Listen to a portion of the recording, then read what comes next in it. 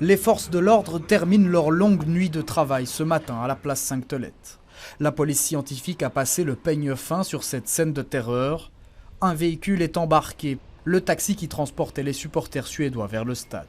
C'est à cette hauteur à peu près, boulevard d'Ypres, que les supporters suédois sont sortis du taxi et ont tenté d'échapper à l'assaillant qui les prenait d'assaut. Ils ont alors tenté de se réfugier dans ce bâtiment, un bâtiment qui abrite des entreprises, des salles de réunion.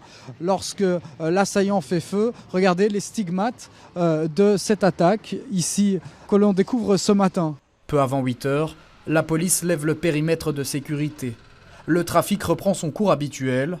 Et les riverains découvrent le lieu du crime à quelques mètres de leurs habitations. J'ai attendu le coup de feu, minimum 6 ou 7. Et après, j'ai ouvert le balcon. Je vois Allahu Akbar, Allahu Akbar.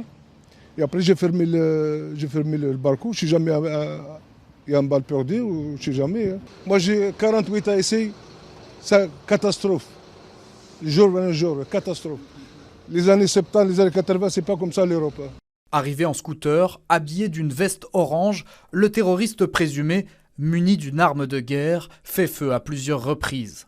L'assaillant prend ensuite la fuite, filmé une fois encore par des riverains.